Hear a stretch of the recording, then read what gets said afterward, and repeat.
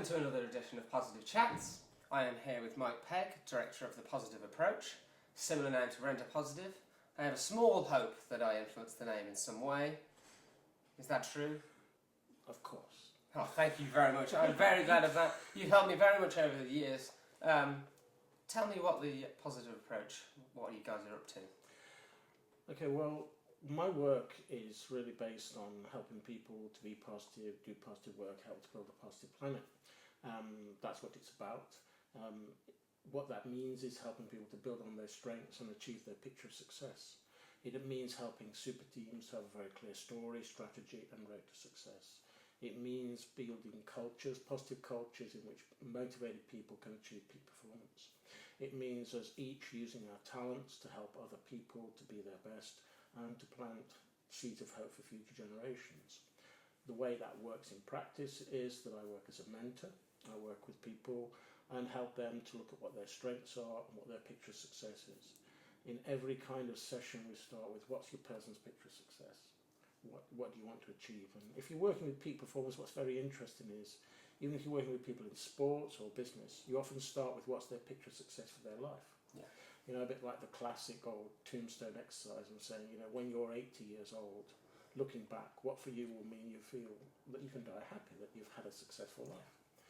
And there you've always got three themes coming out, which is I want positive relationships. If I want kids, this is what I want them to be saying about the child that they had. This is what I want friends to be saying. It's about making a positive difference in the world. And it's about having positive memories, no regrets. And so what I try to do is to try to give them practical tools that they can use to build on their strengths and achieve those pictures of success.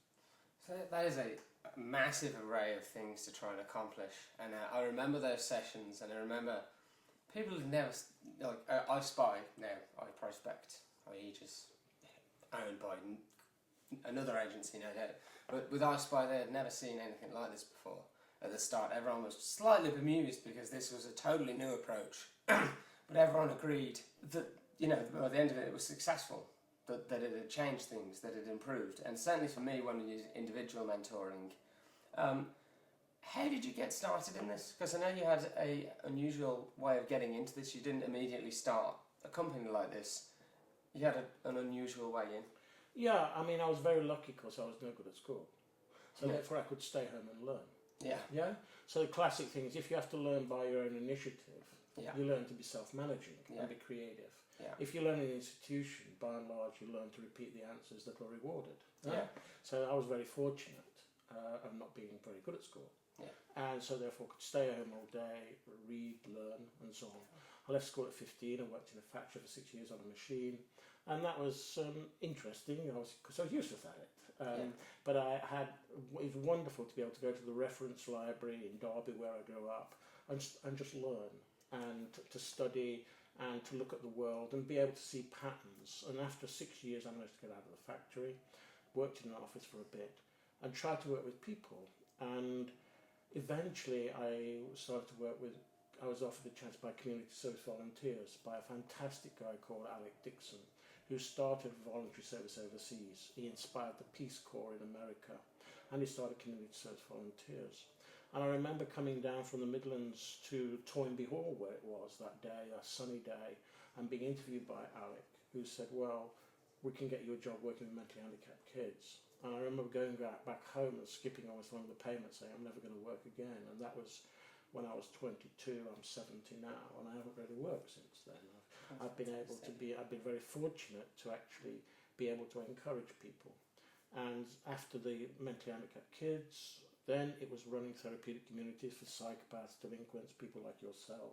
Oh, thank you very much. And these kind of things. And being able to do that. And what was fascinating about that was, it was to just try to study what worked. Yeah. You know, all my teachers said, study what works, simplify what works, and share what works. But preferably in a profound way. And people want more than concepts. They want concrete things. They want practical tools they can use.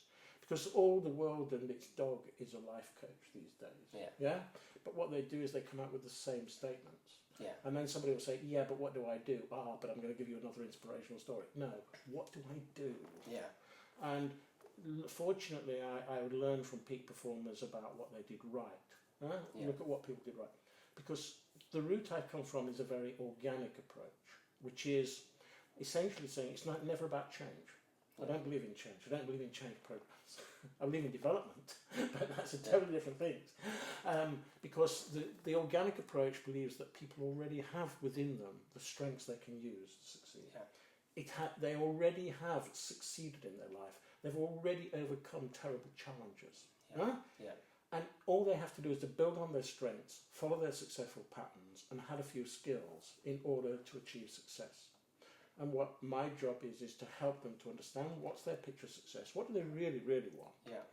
And bearing that in mind, whether it's an individual or a team. So when studying super teams, you spend, as you know, what we do is spend a long time looking at what's the picture of success. What is the what? Because we all know the theory about teams. It's very simple. You just have to have implement the right strategy with the right people in the right way. It's very simple.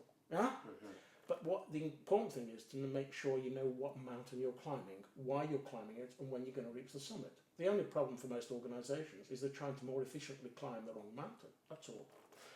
So therefore it's about what's the mountain, what's the real what is the real result you want to achieve here. And which is something I learned from people very early on about you have to clarity, creativity, concrete results. What is the real result you want to achieve? Not what you want to do.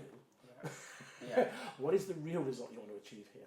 And then going from there and then saying, all right, so let's look at your strengths. How can you use your strengths to achieve those goals? Have you ever tackled a similar challenge like this in the past? What did you do right then? How can you do that more? What do you need to add to that? So it's about developing the organic seed that's within people. As people develop, they don't change. A rose becomes a better rose, they don't become a daffodil. It's about that. And it's the classic things of focusing on what you can control, all that stuff. And I think it's, the world is full of people who are trying to tell people they should change. It's pointless. It's about, okay, what's your goal? What do you really want to achieve? What have you tried before? When have you succeeded at it? What are your strengths? How can we use those? What are the 3 key things you can do to give yourself the greatest chance of success? Okay, let's look at the challenge you face. Here are some practical tools. When you referred to me earlier as I believe a psychopath, I think it was actually milder than that. That I was run by adrenaline and you figured me out within about 10 seconds. How did you do that within, that was, I think, literally 20 seconds of speaking to me? I think because everyone else was quite tame in trying to respond to you, and I immediately went in, and you figured me out very, very quickly. Is that just experience? I think it is. I've been very fortunate, you see. I've been very fortunate to learn from some great teachers. And if you're working with teenagers, for example, the first therapeutic community, I ran therapeutic communities which were 7 days a week, 24 hours a day. And young people would come to us, and they come with all these sorts of labels. Psychopath, schizophrenic, bipolar, whatever it is. And what we did was we made it very, very clear. We made the deal very clear to people early on. And the deal was this: we can help you to get what you want in your life, providing you don't hurt yourself or other people. We'll encourage you. We'll build on your strengths. We'll help you to get work you enjoy. By the way, here's the deal. When you're here, we want you to encourage other people. When you're here, we want you to take responsibility every day, every moment of the day. That's the choice, because it's about choices and it's about consequences. And so therefore, what I also learned, and then relating to your question, is that if there's 24 kids who are aged between 16 and 20, and there are 2 staff, what's your assets? Your asset is not your staff, it's the kids. So what you have to do is quickly find the leaders. How do you find the leaders? They're often adrenaline driven. And adrenaline driven people walk a line, and they can choose to be very positive with their adrenaline or negative with their adrenaline. It is their choice, and there's a consequence to each route. And you can spot these people very quickly because they're full of life. It's always better to work with a psychopath rather than neurotic, because at least you've got life. You don't have to spend 3 years to try to get it out. It's there in front of you. Did you, one question that I have is, when you talk about athletes, I am fascinated by elite athletes, is that you have a level that is normal, professionals, elite, and then there is one, very rarely 2, but one at the top. Michael Jordan, Phelps, Bolt, and my favourite, Floyd Mayweather, who you watch and you think, is this guy a wizard? He doesn't get hit. Why is it that at the very top there is one that is the elite? Do you know why that is? There are many reasons. I was fortunate to learn in the early days about sports psychology, and I spent a long time after the therapeutic communities. I then started to work in Scandinavia. I spent 10 years teaching strengths courses there, and part of that was also working at university for sports in several countries and studying mental training and things like that. Now, the interesting thing in this is, and I was talking with your brother Gary about this before, which in a sense answers a bit your question. I just read a book that is quoted called Win Forever by an American football coach. And he has a very, very interesting definition of competition.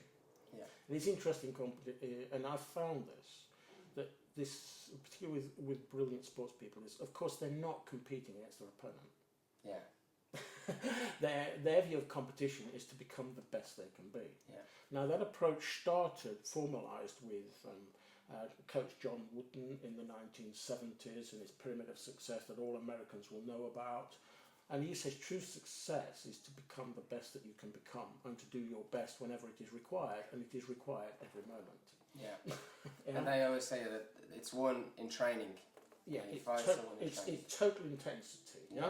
And so the interesting thing about the book Win Forever is that it talks about this, and what he also says, what he learned a lot was from this whole idea of actually competition. And I'm not a competitive person except to try to become the best you can be. Yeah. And he was looking for how can I improve, and he went to study the Grateful Dead. Okay. And talked to Jerry Garcia, and he says, we do not compete, we try to be the only ones. Yeah, I like that. Yeah, and which is the uniqueness, Yeah. of to become the best you can become. Yeah. If you become the best you can become, the other things happen as a result. There's a great quote, I forget who it is, but he said that I don't have enough time to look at our competitors, I just focus on us, and that's why we win. Providing you've got, it's an interesting one, sorry to interrupt there, but I think the key is there's a fantastic, it is providing you've got personal radar that fits. Yeah. And you're unique, you're not one of the crowd, there is something special and unique. Well, there's something special that's actually appreciated and people want. Yes. There's lots of people who are different who nobody wants. Yeah. But I think if you look at Al Siebert's work, great psychologist in the 1950s, who's written some of the first books about the survival personality and about resilience. And Al Siebert was fantastic. He went and studied the Marines and the Green Berets and said, well, I tried to find the people who'd survived massacres. Yeah. And what was very interesting with these people was that they were not gung-ho. Yeah. But what was interesting was they were constantly on scan. What do you mean by that? Well, they're scanning the situation. Yes. And he called this idea personal radar. Yeah. Yeah? And personal radar, a person with personal radar, they seem to know what's going to happen before it happens. Yeah. But it's in their particular field. Yeah. Yeah? So some others have personal radar in one area, Yeah. but terrible radar somewhere else. Yes. Yeah. So you'll have somebody be brilliant technically and say, well, no radar whatsoever with people, and this cut their wrists, and they say, oh, we've got a red carpet today. So you have, and what the crucial thing with the strengths approach is, you have to find the area where you've got great radar and keep putting yourself in it. This is very weird because only in the last 6 months would I say I've impressed myself. Like, I think the campaigns that I've come up with, and that is because I've been good at digital for a long time, but the knowledge of social sciences like the persuasion psychology, behavioural economics, social currency, they seem to have interconnected now, and only recently I haven't had a name for it until recently, but radar for that, where I know I can go, if I do X and Y, this will be the result. And that's kind of been really exciting, but also kind of scary. Well, it's scary. Well, it's scary in the sense of knowing that now I have a duty to use it. Yeah. And you're talking about elite people and so on who are good at something. What they do is they have a fantastic duty to their talent. I mean, if you look at Elizabeth Gilbert's TED speech, she was remarkable there because she tried to introduce people to the whole concept that the Greeks and Romans had, that genius is something we don't own, but we have a duty to it.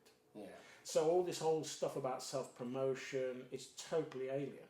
Yeah. Because if we're given a talent, it's a question of we have a duty to that talent. Yeah.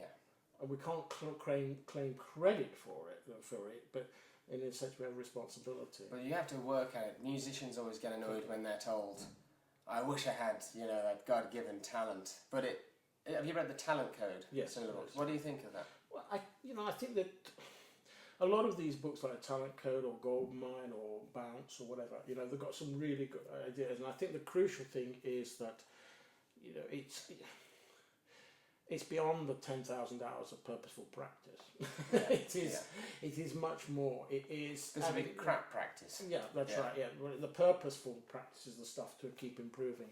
I think that what's interesting is if you look at Ari de Geese's work many years ago, when he talked about peak performers have what's called a memory of the future.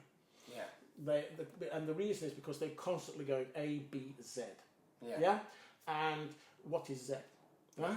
And also what they do is they have a track record of delivering Z. Yeah. And then comes the important thing is you're very fortunate if you've only got one or two talents. You're most unfortunate if you've got 5. Yeah. Because then you have to go to a course in decision making to decide what to use. Yeah? So I think it's about, and I think that all people are remarkably talented.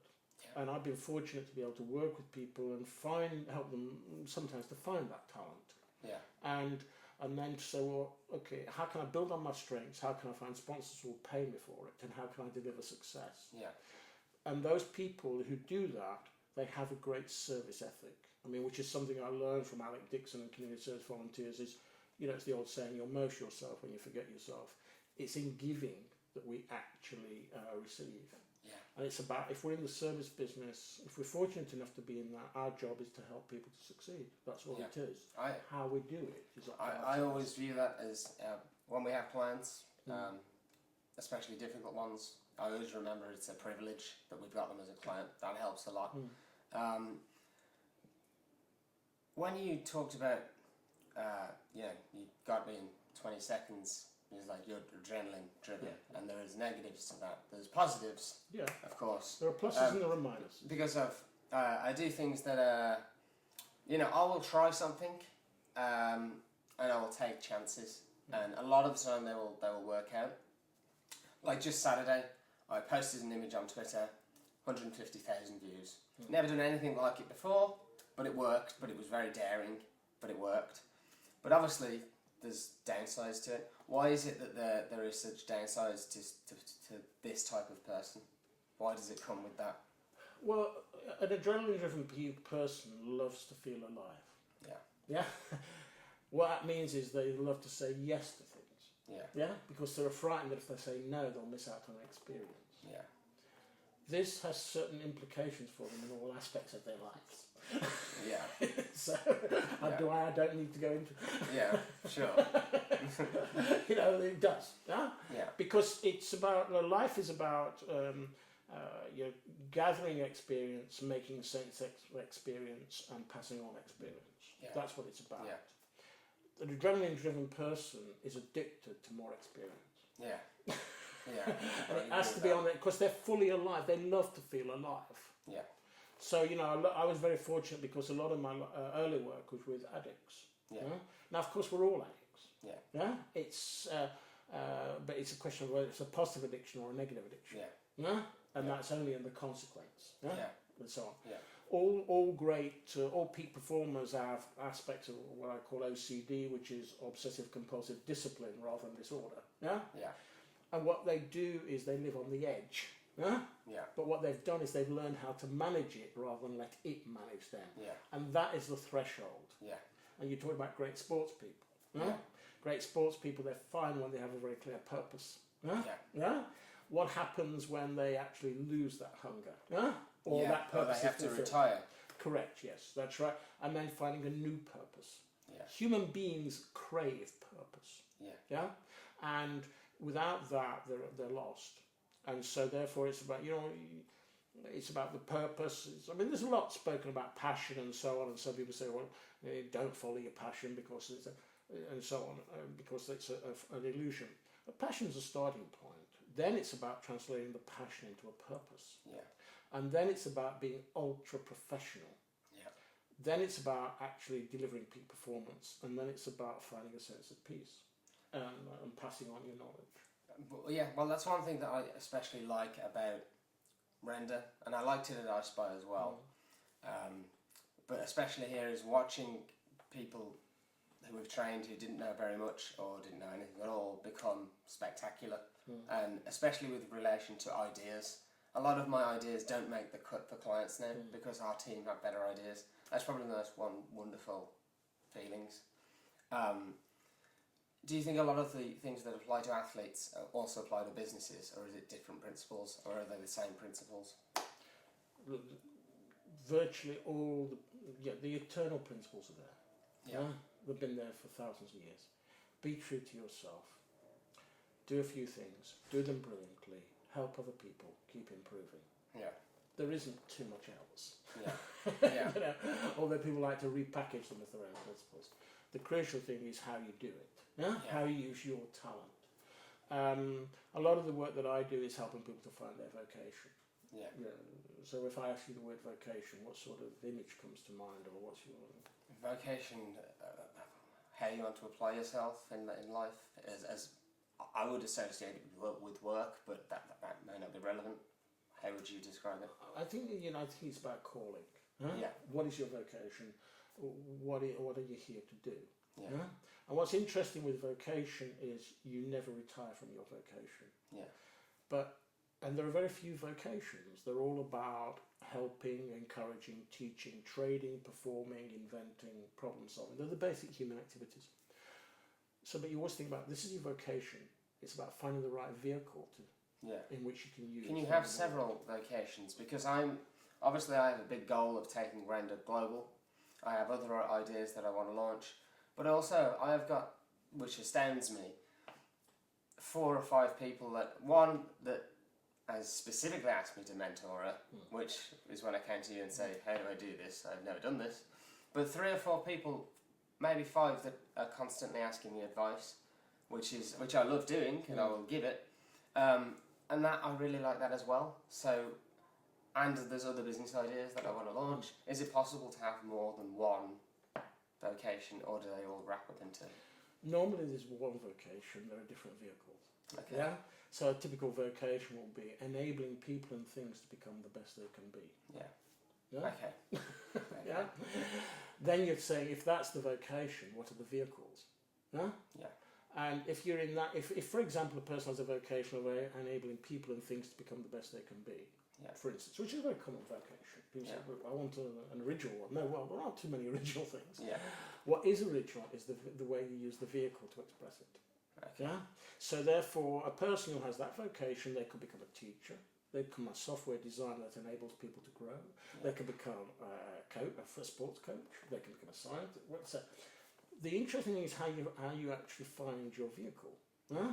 And the vehicle, and you always think about that, and you say, well, find a vehicle, look at the specific activity, that you actually are fascinated by. Yeah. You think about it all the time. Yeah. B, you have a feeling for. You're very good at it. You go A, B, Z. You have a track. Yeah. And thirdly, C, it is that you have a track record of finishing. Yeah. Yeah. So find a field of activity that you're fascinated by, that you have a feeling for, and you have a track record of finishing, even if it's a very short time.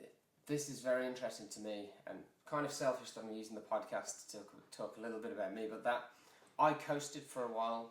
I have a tendency when we're doing quite well, I will coast, and I realised... Which is adrenaline-driven people do. Yeah, which is... Until they get a kick. Yeah, when they're back against the wall, I will do extremely well. Yeah. And there's 2 things out of that. Is one, I realised how stupid it was to brag that I was lazy and I could still do well. And secondly, I don't. You know when people say I work 16-hour days and I put 100% in, 110% in, I don't think that's true. I don't think it's possible to put that much effort in and not burn out. Like 80%. Well, what do you think of that when people say that? Because I have never done that in my life.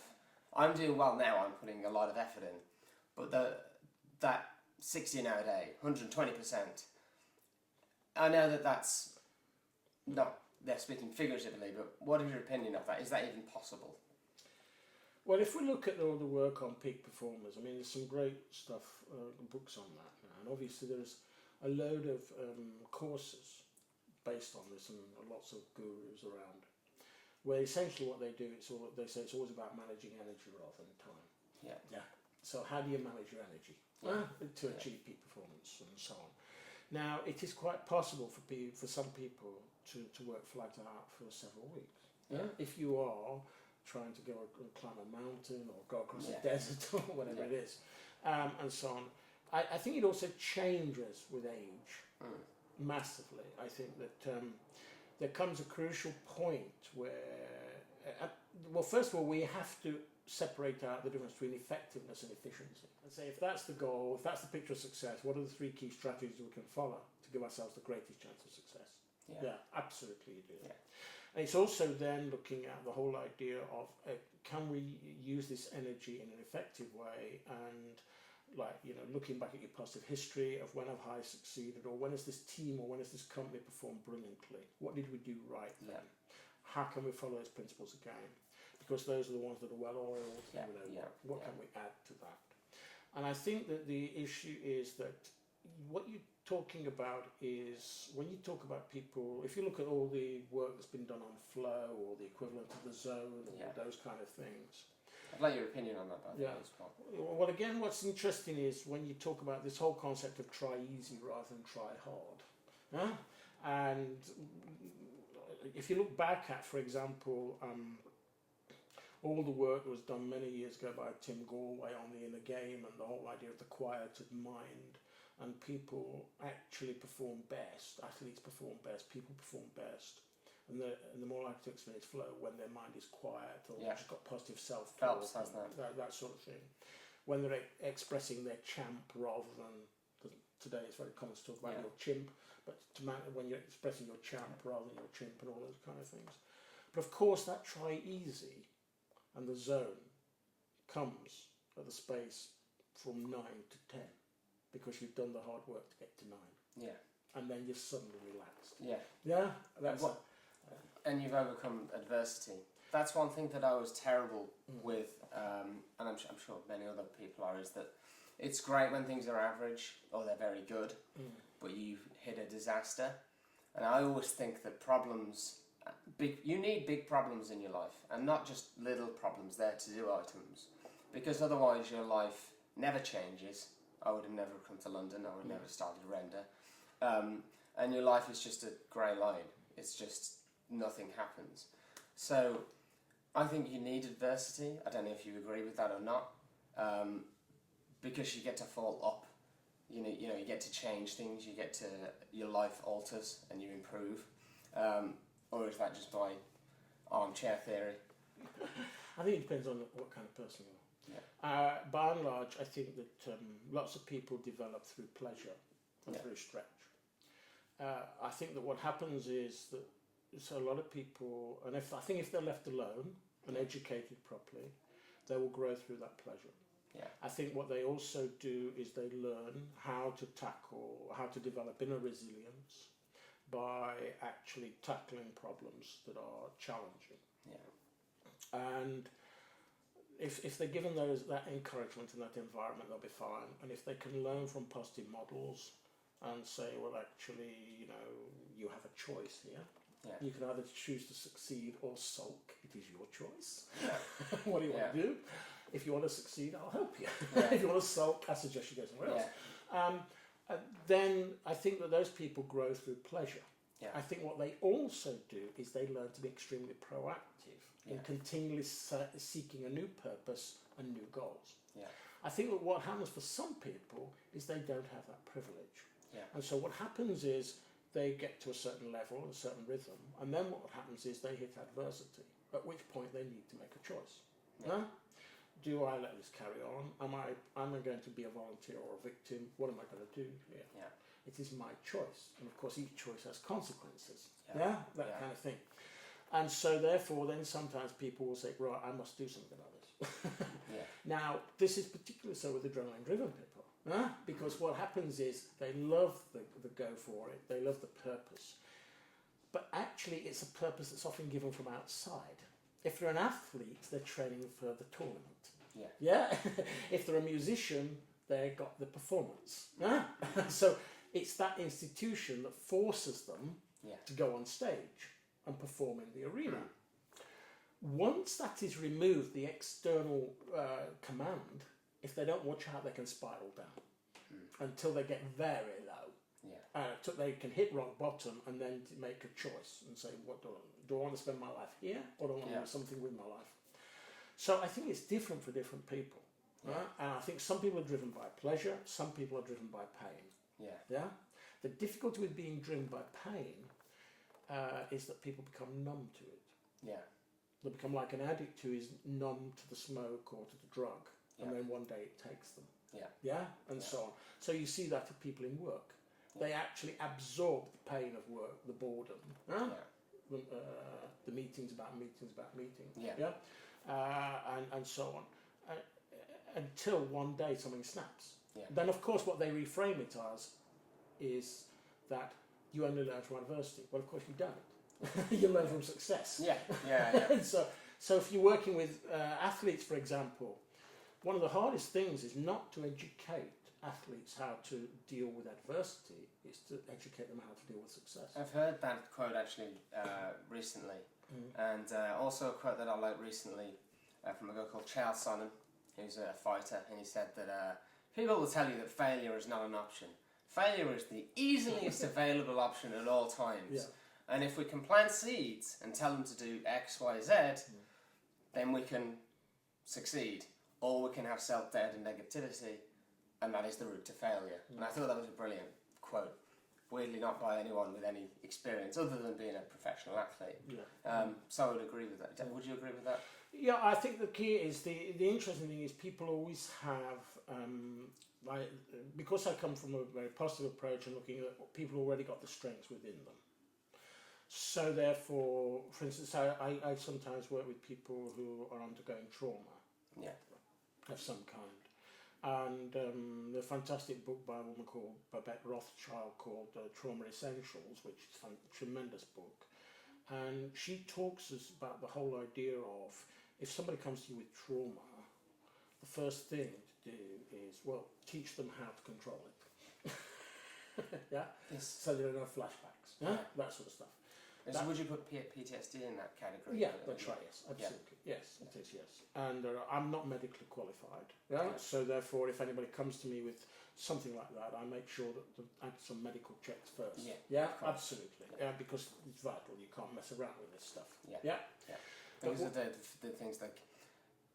I'll let you continue, sorry. But then I think the crucial thing is, and what she says, and I think is wonderful, is that people already have the resources within them. She does a test when she does a keynote and says to the audience, how many of you have had a trauma in your life that's been pretty tough and come through it and been able to use it successfully later? And she says about 75% of the audience put their hands up. Because it's this whole mythology as well that she goes against, which is that the idea that you must relive the trauma in order to come through it. She says this isn't the case. What you have to do is respect people's coping mechanisms, and never try to change them, because again it is this whole religion of change. There's people rushing around trying to change everybody else, but if a person, for example, is getting migraines or headaches or an illness, the last thing I want to be done is confronted by saying you're a bad person for having that, because that's what they'll feel. Somebody says you shouldn't do that. No. Say it's okay. It's okay to have that symptom. It's not a problem. Because it's helping your system to succeed. Would you like to learn another option as well? You can still keep what you've got. But would you like to have another one on top? Brings me on to why I believe the statistic is 3% of dyslexics in America, I think this is, are in federal prison, and 3% are millionaires or billionaires. I don't know if you've read into this, but why is that? And I believe that the reason is that they have to find roots, these successful people, around the problem that they have that lead to this success. They go unusual routes. Do you have an opinion on that? I think, and this is why I think it's a great advantage if a person has difficulties at school. Yeah. No?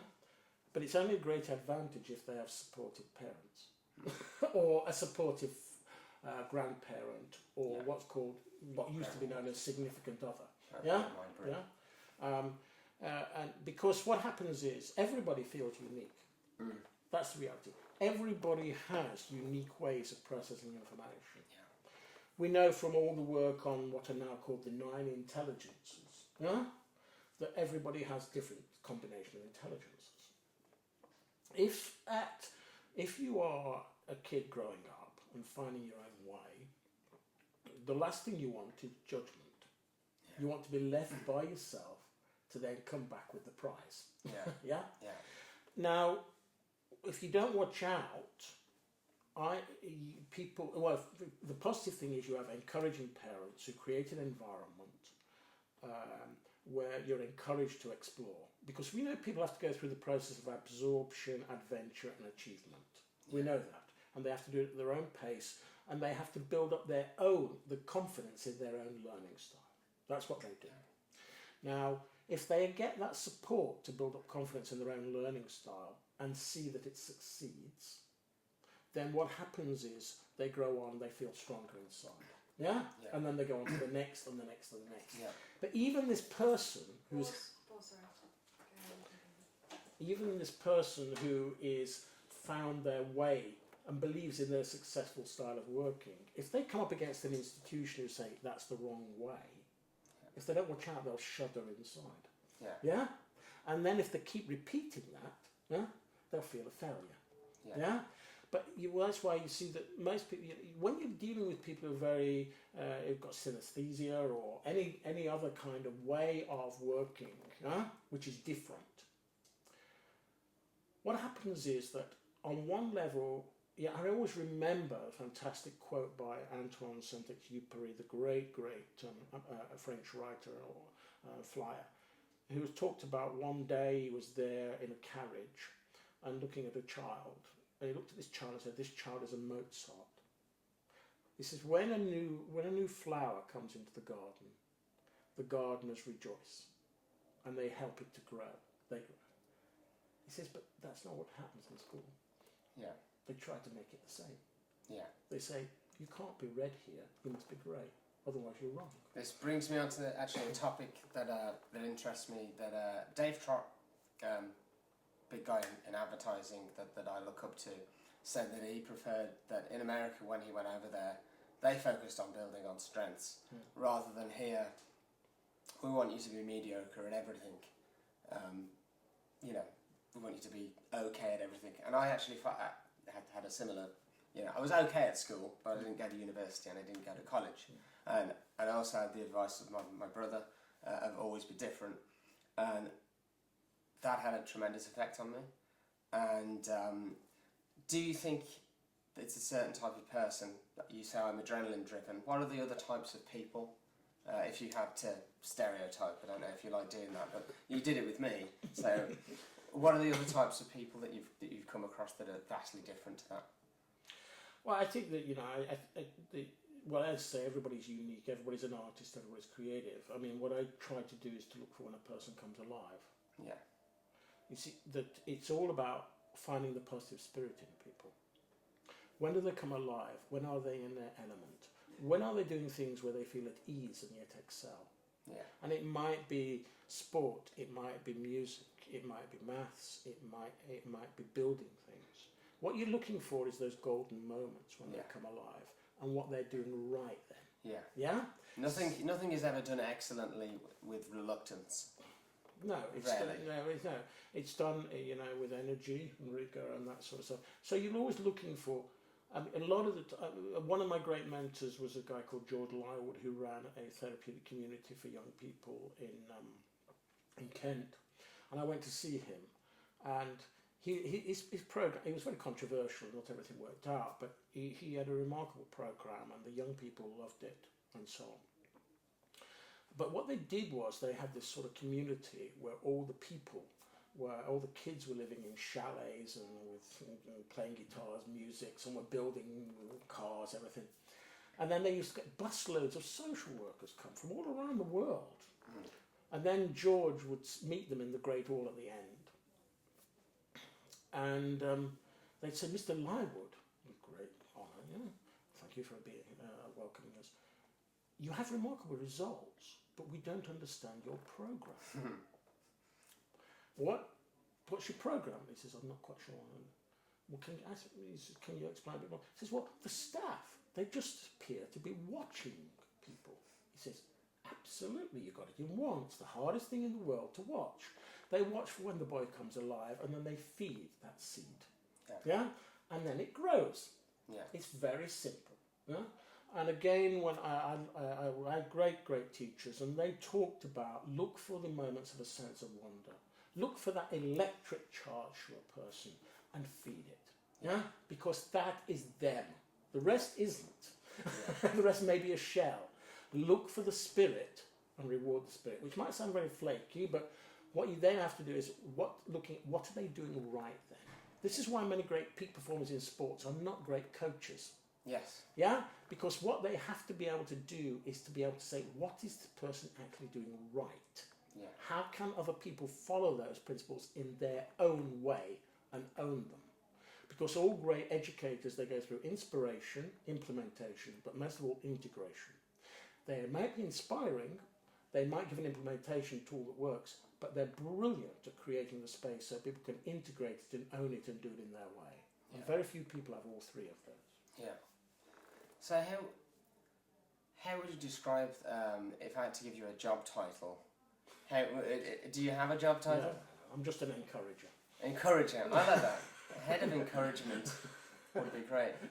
So what do you think is missing from most organisations? Because all of these principles, are successful, particularly for me, although there's a lot further that I want to go and the way we want to go.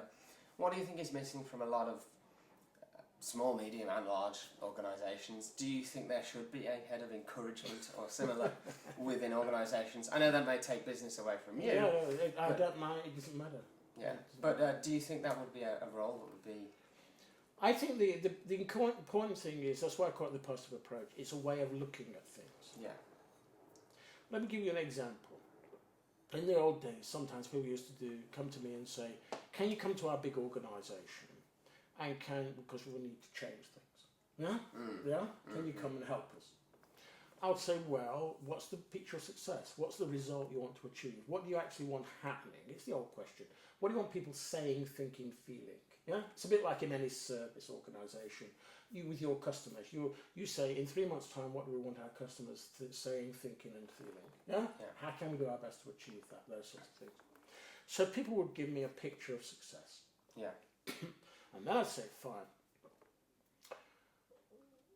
Can I come along and interview the 10 most positive and professional people in your company? And you say, but that's not the ones we have the problem with. We have the problems with the others. Can you see that? I said, no. I'm not interested. Yeah. You want people who can grow roses. Huh? Yeah. I'm not going to come and interview people who are not interested in gardening.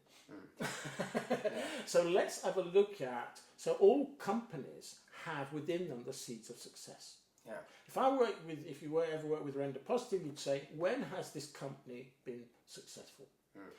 When were you most alive? What were you doing right then? Huh? What were the principles you followed? I mean, there's a whole school of thought about this called appreciative inquiry, which is a fantastic way of working with organisations. You're giving me so much to read now, by the way. But God. So it's your choice whether you read them or not. That's right. So therefore, it's about looking at when the people perform at their best. I mean, unfortunately, I'm just saying the same thing when I'm 70 as I did when I was 15. Yeah. You look for when people perform at their best. What are they doing right then? Yeah. How can they follow those principles even more in the future? How can they add other skills to be savvy? Yeah. because the soul is a great starting point, but it's great if they have savvy as well. Yeah. Yeah? That's actually what I'm trying to do at the moment. Is I know about persuasion science, behavioural economics, these things, but I want to learn other social sciences that may not seem relevant to advertising, but there'll be little nuggets that will give you 1% extra. And I genuinely want to be the best. We're never going to be the biggest agency in the world, but we can be the best. We can be The best. we want to be seen as top tier, incredible. People come to us. That is our goal.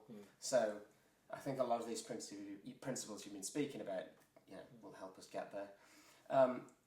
When you talk about you go to organisations and you don't want to speak to the negative people, do these people have no hope? Can you not turn around? Have you ever turned around someone that just has no motivation, has no, for whatever reason, maybe it's chemical, low dopamine levels or whatever it is. Have you ever to help someone that just has zero motivation, zero inspiration? Well, no, the thing is, but they might have, but it might be in actually being a member of a rock band. Yeah. Yeah, I mean, what I'm saying is that all people, everybody's an artist, everybody's creative, everybody can blossom and grow. It's just a question of them number one, choosing to, being able to find that talent and putting themselves in the right place. Yeah. And that's what it is. However, if you're running a business, you have to be very clear on the deal. Yeah. If you look at great teams, what do great teams have? Very clear story, strategy, road to success. But as I said earlier, they make the deal clear. We are going to the South Pole and back. These are the reasons we're going. These are the guidelines. By the way, it's going to be cold. Do you want to come? Yes or no? Yeah?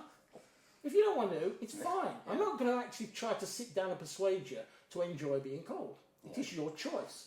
But it is to make the deal clear. And that's what I learned very early on working in therapeutic communities. You make the deal clear and you follow it through.